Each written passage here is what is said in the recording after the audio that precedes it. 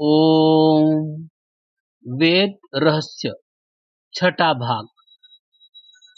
Darwin के विकासवाद ने ईश्वरीय ज्ञान की प्राप्ति के सिद्धांत में जो बाधा पहुंचाने का यत्न किया था, वह यत्न निष्फल सा सिद्ध हो रहा है।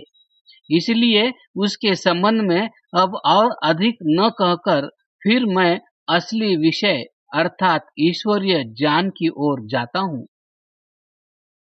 ईश्वरीय ज्ञान के संबंध में तीन कल्पनाएं। जो ज्ञान ईश्वर द्वारा प्राप्त होता है, उसके संबंध में तीन कल्पनाएं की जाती है।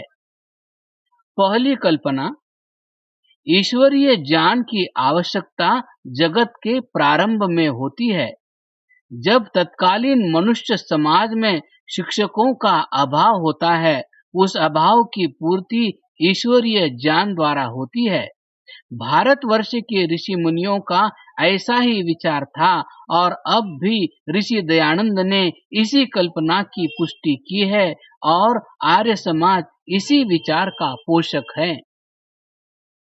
दूसरी कल्पना, दूसरा विचार यह है कि समय समय पर विशेष विशेष पुरुषों द्वारा विशेष विशेष पुस्तकों के रूप में ईश्वरीय ज्ञान प्रादुर्भूत हुआ करता है।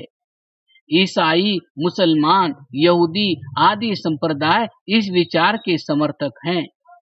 इस कल्पना में यह आवश्यक है कि दूसरे इल्हाम होने पर पहला रद्द समझा जावे, जैसा कि सीमिटिक लोगों का विचार है।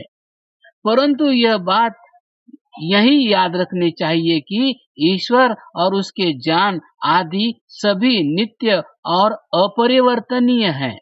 फिर ईश्वर प्रदत्त इल्हाम का मनसूख होना कैसा?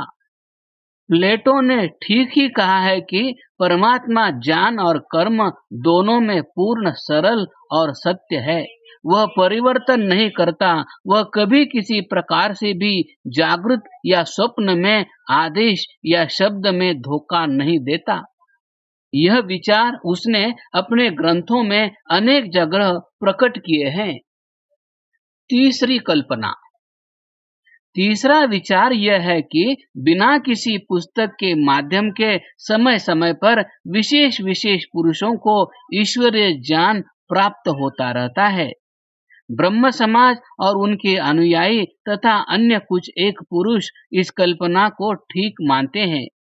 जब जगत के प्रारंभ में मनुष्य की आवश्यकताओं को पूरा करने के लिए ईश्वरीय ज्ञान प्राप्त हो चुका, तब उसके बाद भी ऐसे ज्ञान प्राप्ति की कल्पना से ईश्वर की सर्वजता में धब्बा आता है।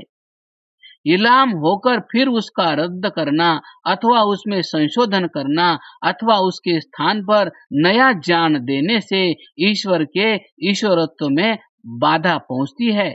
इसलिए दूसरी और तीसरी कल्पनाएं अप्रतिष्ठित हैं।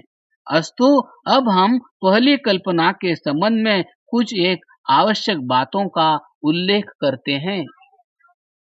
यहाँ पहला अध्याय समाप्त होता है।